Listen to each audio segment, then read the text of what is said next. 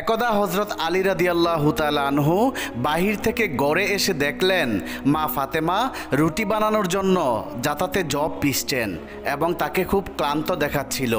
তখন হযরত আলী রাদিয়াল্লাহু তাআলা আনহু ফাতেমাকে বললেন, ও ফাতেমা, শুনেছি বিশ্বনবীর কাছে অনেকগুলা বন্দী এসেছে, তুমি যদি তার কাছে গিয়ে একজন দাসী চাও তাহলে আমার বিশ্বাস নবীজি তোমাকে একজন দাসী দিয়ে দিবেন।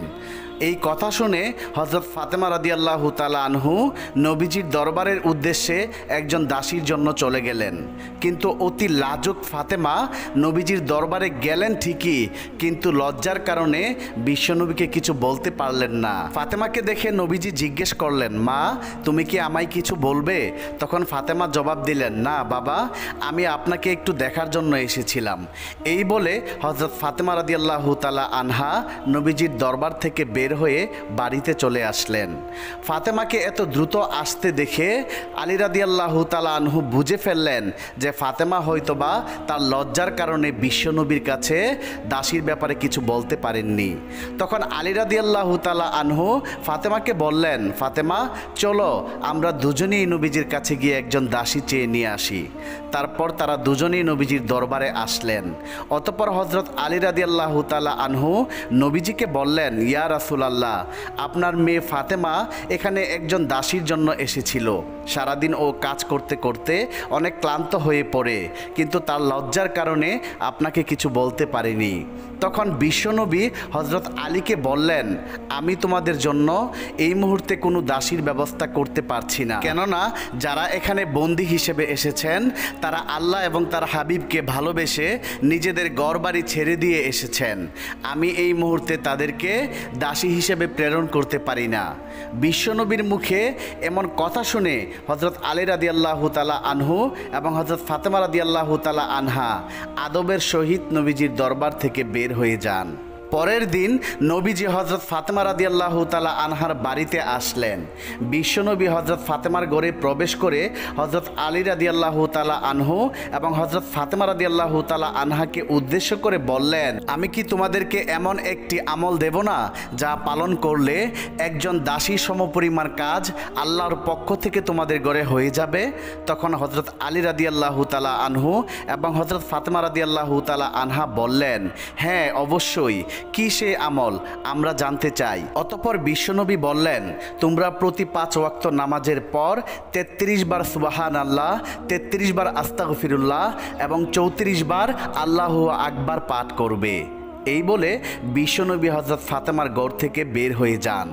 কিছুদিন পর হযরত আলী রাদিয়াল্লাহু তাআলা আনহু কিছু সাহাবীদের কাছে গিয়ে বললেন, আমি আল্লাহর নামে শপথ করে বলছি, যেদিন বিশ্বনবী আমাদেরকে এই আমলটুকু করার জন্য দিয়ে গিয়েছিলেন সেদিন থেকে আমরা নিয়মিত এই আমলগুলা করে আসছি এবং সেদিন থেকে আমাদের ঘরে সমস্ত কাজকর্ম সহজ হয়ে গিয়েছে এবং আল্লাহর রহমত আমাদের ঘরে বর্ষিত হচ্ছে। একজন সাহাবী হযরত আলীকে জিজ্ঞেস করলেন, হে আলী, কি সে আমল যা নবীজি তোমাদেরকে দিয়েছে, আমরা কি জানতে পারি? তখন হযরত আলী রাদিয়াল্লাহু তাআলা আনহু আমলটি সাহাবীদেরকে শিখিয়ে দিলেন। একদা হযরত ফাতেমা রাদিয়াল্লাহু তাআলা আনহা জায়নামাজে বসে কাঁদছিলেন। তার দু চোখের পানিতে বুক ভেসে যাচ্ছিল। এমন সময় হযরত মুহাম্মদ সাল্লাল্লাহু আলাইহি সাল্লাম ফাতেমার বাড়িতে আগমন করলেন এবং ফাতেমার ঘরে প্রবেশ করে দেখতে পেলেন জায়নামাজে বসে ফাতেমা রাদিয়াল্লাহু তাআলা আনহা অজুরে কাঁদছে। তখন বিশ্বনবী হযরত ফাতেমা রাদিয়াল্লাহু তাআলা আনহাকে উদ্দেশ্য করে বললেন, হে আমার কলিজার টুকরা মেয়ে ফাতেমা, তুমি তোমার জায়নামাজের কোণা উল্টিয়ে দেখো। তখন হযরত ফাতেমা রাদিয়াল্লাহু তাআলা আনহা তার জায়নামাজের কোণা উল্টিয়ে চমকে উঠলেন। তিনি বললেন, এ কি আব্বাজান, এ যে গলিত স্বর্ণের শত তরতর গতিতে বয়ে যাচ্ছে। তখন হযরত মুহাম্মদ সাল্লাল্লাহু আলাইহি সাল্লাম বললেন, মা, তোমার প্রয়োজন মতো স্বর্ণ উঠিয়ে রেখো, তার দ্বারা তোমার সংসার পরিচালনা করা এবং দুনিয়ার আরাম আয়েশ জাকজমক যা ইচ্ছা তাই করতে পারবা। দুনিয়ার সুখ সুবিধা ক্ষণস্থায়ী, পরকালের সুখ শান্তি চিরস্থায়ী। এখন তুমি বুঝে বলো মা, দুনিয়ার সুখ শান্তি চাও নাকি আখিরাতের সুখ শান্তি চাও? হযরত মুহাম্মদ সাল্লাল্লাহু আলাইহি সাল্লামের মুখে এমন কথা শুনে হযরত ফাতেমা রাদিয়াল্লাহু তাআলা আনহা জায়নামাজের কোণা ছেড়ে দিয়ে নবীজিকে বললেন, আব্বাজান, আমার দুনিয়ার সুখ শান্তির কোনো প্রয়োজন নেই, আমি আখিরাতের সুখ শান্তির পিছে দৌড়াতে চাই। একদা হযরত ফাতেমা রাদিয়াল্লাহু তাআলা আনহা তার এক ইহুদি বান্ধবীর সাথে একটি বাগানে দাঁড়িয়ে কথা বলছিলেন। এমন সময় কয়েকজন লোক এসে সেই ইহুদি মেয়েটিকে বললেন, আপনার বাবা আপনাকে বাড়িতে যেতে বলেছে। তখন মেয়েটি সেই লোকগুলোর সাথে তার বাড়িতে চলে যায়। বাড়িতে যাওয়ার পর সেই মেয়েটির বাবা মেয়েটিকে বললেন, মা, আমি তোমার জন্য একটি ছেলে নির্বাচন করেছি। ছেলেটি ইহুদি সম্প্রদায়ের এক শিল্পপতির ছেলে। তুমি কি এই বিয়েতে রাজি আছো? তখন মেয়েটি বলল, বাবা, এই উত্তরটি আমি কালকে দেব। আজকে রাতে আমাকে সময় দিন, আমি একটু ভেবে দেখি। মেয়েটির বাবা মেয়েটিকে সময় দিল। মেয়েটি তার বাবার কাছ থেকে সময় নিয়ে কোনো দিক না তাকিয়ে এক দৌড়ে হযরত ফাতেমা রাদিয়াল্লাহু তাআলা আনহার কাছে চলে আসলেন। মেয়েটি হযরত ফাতেমা রাদিয়াল্লাহু তাআলা আনহার কাছে এসে বললেন, বোন, তোমার সাথে আমার দীর্ঘ 12 বছরের পরিচয়। এই দীর্ঘ সময়ে তুমি কখনোই আমাকে ভুল পরামর্শ দাওনি। আশা করছি আজকেও তুমি আমাকে কোনো ভুল পরামর্শ দেবে না। আমার জন্য আমার বাবা একজন ছেলে নির্বাচন করেছেন। ছেলেটি হচ্ছে ইহুদি সম্প্রদায়ের এক বিশাল শিল্পপতির ছেলে। সেই ছেলেটির সঙ্গে আমার বাবা বিয়ে দিতে চায়। তুমি বলো এখন আমি কি করব? তখন হযরত ফাতেমা রাদিয়াল্লাহু তাআলা আনহা মেয়েটির এই কথাগুলো শুনে বলল, হে বোন, যেহেতু তোমার বাবা ছেলেটির সঙ্গে তোমার বিয়ে ঠিক করেছে এবং তোমার বাবা চাইছে এই ছেলেটির সঙ্গে তোমার বিয়ে দিতে, সেহেতু তুমি বিয়েতে রাজি হয়ে যাও।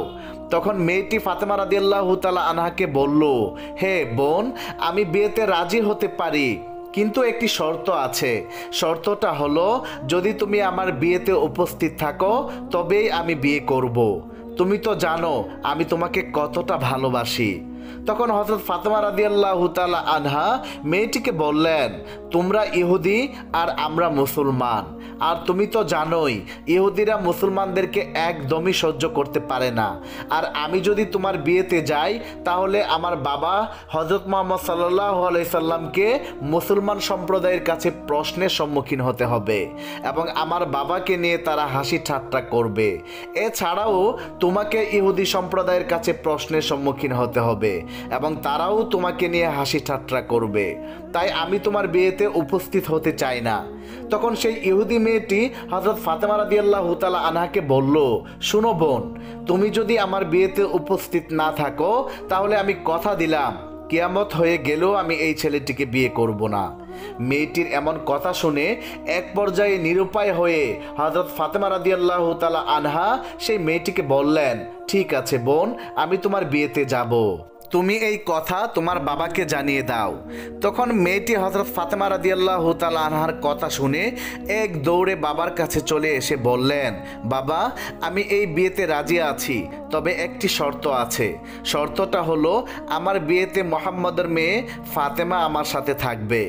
তখন মেয়েটির বাবা বলল, মুহাম্মদের মেয়ে যদি আমাদের বাড়িতে আসে তাহলে সে আমাদের এই স্ট্যাটাসের সাথে মিলবে না, কারণ সে হচ্ছেন গরিব, তার বাবাও গরিব, তারা ঠিকমতো দুবেলা খেতে পারে না, দেহে ভালো জামা কাপড় নেই, তাহলে তারা কি করে আসবেন তোমার বিয়েতে? যারা আসবে তারা সবাই ধনী শিল্পপতির ছেলে মেয়ে, তাই মুহাম্মদের মেয়ে ফাতেমাকে দাওয়াত দেওয়া যাবে না। তখন মেয়েটি তার বাবাকে বলল, বাবা, ফাতেমাকে যদি বিয়েতে আসতে বাধা দাও তাহলে আমি জীবনও এই বিয়ে করব না। এক পর্যায়ে বাবা নিরুপায় হয়ে রাজি হলো এবং মেয়েকে বলল, আমি তোমাকে অনুমতি দিতে পারি, তবে একটা শর্ত আছে। শর্তটা হলো, যদি মুহাম্মদের মেয়ে ফাতেমা আমাদের বাড়িতে আসতে চায় তাহলে তাকে সুন্দর নতুন জামা কাপড় পরে আসতে হবে। যদি পুরাতন জামা পরে চলে আসে তাহলে আমার বাড়িতে ঢুকতে পারবে না। তখন সেই মেয়েটির বাবার কথা শুনে মেয়েটি আবার দৌড়ে হযরত ফাতেমা রাদিয়াল্লাহু তাআলা আনহার কাছে গিয়ে কেঁদে কেঁদে বলল, হে বোন, তুমি আমার বিয়েতে যাও তা আমার বাবা চায় না, তবে আমার বাবা একটা শর্তে রাজি হয়েছেন। শর্তটি হলো, আমার বিয়েতে যদি তুমি যাও তাহলে অবশ্যই নতুন সুন্দর জামা পরে তোমাকে আসতে হবে। এখন তুমিই বলো তুমি আমার বিয়েতে যাবে কিনা। এই কথা শুনে হযরত ফাতেমা রাদিয়াল্লাহু তাআলা আনহা কেঁদে কেঁদে বললেন, বোন, আমার জীবনে এমনও দিন কেটে গেছে আমি আমার জীবনে নতুন জামা কাপড় চোখেই দেখিনি। দিনের পর দিন চলে যায়, যার ঘরে চুলায় আগুন ধরে না। দিনের পর দিন চলে যায়, আমরা না খেয়ে থাকি। সেখানে নতুন জামা কি করে পাবো বলো? তখন মেয়েটি হযরত ফাতেমা রাদিয়াল্লাহু তাআলা আনহাকে বলল, বোন, তুমি যদি তোমার নিজের জবান দিয়ে একবার বলো যে আমি নতুন জামা কাপড় পরে তোমার বিয়েতে যাব, তাহলে আমার বিশ্বাস তোমার সৃষ্টিকর্তা মহান আল্লাহ রব্বুল আলামিন তোমার জামা কাপড়ের ব্যবস্থা করে দিবেন। কারণ আমি জানি তোমার সাথে তোমার রবের অনেক ভালো সম্পর্ক। ফাতেমা রাদিয়াল্লাহু তাআলা আনহা এক সময় আবেগী হয়ে বললেন, ইনশাআল্লাহ আমি তোমার বিয়েতে যাব এবং পৃথিবীর সবচেয়ে দামি কাপড় পরিধান করেই যাব ইনশাআল্লাহ। তখন সেই মেয়েটি দৌড়ে তার বাবার কাছে গিয়ে তার বাবাকে বলল, বাবা, ফাতেমা আমার বিয়েতে আসবেন এবং সবার চেয়ে দামি কাপড় পরেই আসবেন। তারপর বিয়ের দিন তারিখ ঠিক হলো। এদিকে ফাতেমা রাদিয়াল্লাহু তাআলা আনহা চিন্তা করতে লাগলেন, বিয়ের দিন কাছে চলে আসছে আর আমি ওয়াদা করেছি বিয়ের দিন সেই বিয়ে বাড়িতে নতুন জামা কাপড় পরিধান করে যাব, কিন্তু আমার নতুন জামা কাপড় নেই। এইসব কথা চিন্তা করতে করতে হযরত ফাতেমা রাদিয়াল্লাহু তাআলা আনহা জায়নামাজ বিছিয়ে নামাজে বসে গেলেন। নামাজের শেষদায় গিয়ে তিনি চোখের পানি ছেড়ে দিয়ে বললেন, হে মাবুদ, এই দুনিয়াতে আপনার সাথে আমার গভীর সম্পর্ক হয়েছে তা আজ পর্যন্ত কেউ জানে না। মাসের পর মাস চলে গিয়েছে, না খেয়ে আমি থেকেছি, কোনো দিনও আপনার কাছ থেকে কোনো কিছু চাইনি। আজকে আমি আপনার কাছে একটা নতুন কাপড়ের আবদার করলাম। এই আবদার আমার জৈবিক বা দৈহিক চাহিদা পূরণের জন্য নয়। আমাকে এমন একটি জামা প্রদান করুন যেটা পরে আমি আমার বান্ধবীর বিয়েতে যেতে পারবো এবং সব সেখানকার মেয়েরা যেন সেই জামা দেখে আমার দিকে তাকিয়ে থাকে। আপনি কি আমাকে একটা নতুন জামা দান করবেন? এভাবে হযরত ফাতেমা রাদিয়াল্লাহু তাআলা আনহা চোখের পানি ছেড়ে দিয়ে কাঁদছিলেন। নামাজ শেষে তিনি যখন ঘরের কোণে তাকালেন, তখন ঘরের কোণে দুইটি প্যাকেট দেখতে পেলেন। তখন হযরত ফাতেমা রাদিয়াল্লাহু তাআলা আনহা প্যাকেট নিয়ে কাঁদতে কাঁদতে নবী করিম সাল্লাল্লাহু আলাইহি সাল্লামের কাছে আসলেন এবং তার কাছে সমস্ত ঘটনা খুলে বললেন। অতঃপর বিশ্বনবী প্যাকেটটি হাতে নিয়ে খুলতেই জান্নাতের সুঘ্রাণ পেলেন। তিনি এই সুঘ্রাণ মিরাজের রাতে পেয়েছিলেন। তখন বিশ্বনবী হযরত মুহাম্মদ সাল্লাল্লাহু আলাইহি সাল্লাম হযরত ফাতেমা রাদিয়াল্লাহু তাআলা আনহাকে জড়িয়ে ধরে কপালে চুমু দিয়ে বললেন, এই কাপড় তুমি কোথায় পেয়েছো মা? এটা তো দুনিয়ার কাপড় না, এটা জান্নাতের কাপড়। তুমি গোপনে আল্লাহর সাথে যে সম্পর্ক করেছো, মহান আল্লাহ রব্বুল আলামিন তোমার উপর সন্তুষ্ট হয়েছেন এবং তোমার দোয়া কবুল করেছেন। মহান আল্লাহ তাআলার নিকট একটি কাপড়ের আবদার করার কারণে মহান আল্লাহ তাআলা তোমার জন্য জান্নাতুল ফেরদাউস থেকে তোমার জামার ব্যবস্থা করে দিয়েছেন। তারপর বিশ্বনবী হযরত মুহাম্মদ সাল্লাল্লাহু আলাইহি সাল্লাম বললেন, তুমি এই জামা পরে তোমার ইহুদি বান্ধবীর বিয়েতে যেতে পারো, তবে অবশ্যই পর্দার সাথে যেতে হবে। জবাবে হযরত ফাতেমা রাদিয়াল্লাহু তাআলা আনহা বললেন, আব্বাজান, আমি নিশ্চয়ই পর্দার সহিতই আমার বান্ধবীর বিয়েতে যাব। যখন হযরত ফাতেমা রাদিয়াল্লাহু তাআলা আনহা জান্নাতি পোশাক পরলেন, তখন তার সৌন্দর্য আরও বেড়ে গেল। সেই জামা পরে ফাতেমা রাদিয়াল্লাহু তাআলা আনহা যখন বিয়ে বাড়িতে প্রবেশ করলেন, তখন যেন সব কিছু আলোকিত হয়ে গেল। মহিলারা নববধূর দিক থেকে মুখ ফিরিয়ে হযরত ফাতেমা রাদিয়াল্লাহু তাআলা আনহার দিকে তাকিয়ে রইল। সবাই বলতে লাগলো যে, ফাতেমা, তুমি তো গরিব, তাহলে তুমি এমন দামি সুন্দর পোশাক কোথায় পেলে? আমরা তো এমন জামা জীবনেও চোখে দেখিনি। হযরত ফাতেমা রাদিয়াল্লাহু তাআলা আনহা বললেন, আমি এটা বাজার থেকে কিনে এনেছি। তখন মহিলারা বলল, এটা কোন বাজারের কোন দোকান থেকে কিনেছো? ফাতেমা রাদিয়াল্লাহু তাআলা আনহা বললেন, তোমরা সেই বাজার চিনবে না, সেই দোকানও চিনবে না, এমনকি যে রাস্তা দিয়ে আমি সেই বাজারে গিয়েছি সেই রাস্তাও তোমরা চিনবে না। তখন সেই মহিলারা বলল, আমরা চিনব, তুমি শুধু একবার ঠিকানা বলো। তোমার ঠিকানা বলতে দেরি, কিন্তু আমাদের সেই বাজার চিনতে দেরি হবে না। তখন হযরত ফাতেমা রাদিয়াল্লাহু তাআলা আনহা তাদেরকে বলল, আমি যে বাজারের দোকান থেকে এই জামাটা কিনেছি সেই দোকানে কোনো সাধারণ রাস্তা দিয়ে যাওয়া যায় না। ওই দোকানে যেতে হলে একটা বিশেষ রাস্তা দিয়ে যেতে হয়, আর সেই রাস্তার নাম সিরাতাল মুস্তাকিম। সেই রাস্তার জন্য আমার বাবা হযরত মুহাম্মদ সাল্লাল্লাহু আলাইহি সাল্লাম সব সময় দিনের দাওয়াত দিয়ে থাকেন। যে রাস্তার জন্য আমার বাবার তায়েফের জমিনে 3 বার রক্তাক্ত হয়েছেন, সেই রাস্তার নাম হলো সিরাতাল মুস্তাকিম।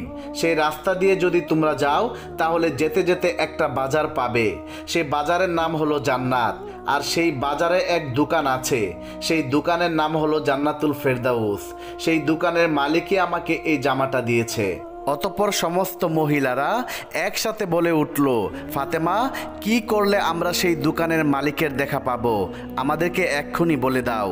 ফাতেমা রাদিয়াল্লাহু তাআলা আনহা তখন তাদেরকে বললেন, তাহলে তোমাদেরকে কালিমা পড়ে মুসলমান হতে হবে। তখন মহিলারা বলল, কি সেই কালেমা এবং কিভাবে আমরা তা পড়ব? অতঃপর হযরত ফাতেমা রাদিয়াল্লাহু তাআলা আনহা উপস্থিত সকল মহিলাকে কালেমা লা ইলাহা ইল্লাল্লাহু মুহাম্মাদুর রাসূলুল্লাহ সাল্লাল্লাহু আলাইহি ওয়াসাল্লাম পাঠ করালেন। সাথে সাথে কালিমা পড়ে সমস্ত মহিলারা মুসলমান হয়ে গেল। সুবহানাল্লাহ, সুবহানাল্লাহ। অনুরূপভাবে আরও একদিনের ঘটনা। একদা একজন মিসকিন মহিলা হযরত ফাতেমা রাদিয়াল্লাহু তাআলা আনহার কাছে এসে বলতে লাগলো, মা, আমি আজ বেশ কয়েকদিন যাবৎ একটি পুরাতন কাপড়ে গায়ে দিয়ে আছি। আমি গোসল করে কাপড় পরিবর্তন করে অন্য একটি কাপড় পরার মতো কোনো সামর্থ্য আমার নেই। এই একটা জীর্ণ শীর্ণ কাপড় পরে আজ কয়েকদিন যাবৎ কাটিয়ে দিয়েছি। মা, আপনি কি আমাকে একটা জামা দান করতে পারবেন? মিসকিন মহিলার মুখে এমন কথা শুনে হযরত ফাতেমা রাদিয়াল্লাহু তাআলা আনহা মহিলাটিকে বললেন, আপনি একটু অপেক্ষা করুন, আমি ঘর থেকে আসছি। এই বলে হযরত ফাতেমা ঘরের ভিতরে আসলেন। হযরত ফাতেমা রাদিয়াল্লাহু তাআলা আনহার ঘরে দুইটি জামা ছিল। একটি জামা ছিল নতুন, আর একটি জামা ছিল পুরাতন।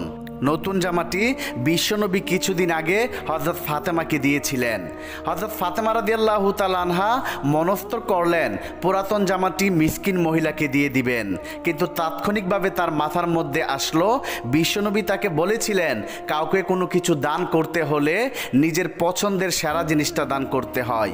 তখন ফাতেমা রাদিয়াল্লাহু তাআলা আনহা নতুন জামাটা নিয়ে বাহিরে আসলেন এবং মিসকিন মহিলাকে দান করে দিলেন। নতুন জামা পেয়ে মিসকিন মহিলাটি অনেক বেশি খুশি হলেন এবং হযরত ফাতেমা রাদিয়াল্লাহু তাআলা আনহার জন্য আল্লাহর দরবারে দুহাত তুলে দোয়া করলেন। হযরত ফাতেমা রাদিয়াল্লাহু তাআলা আনহার এই কাজে আল্লাহ রব্বুল আলামিন খুশি হয়ে হযরত জিবরাইল আলাইহিস সালামের মাধ্যমে হযরত ফাতেমাকে একটি জান্নাতি পোশাক পাঠিয়ে দিলেন। সুবহানাল্লাহ। একদিন বিশ্বনবী মা ফাতেমাকে দেখার জন্য ফাতেমা রাদিয়াল্লাহু তাআলা আনহার বাড়িতে আসলেন।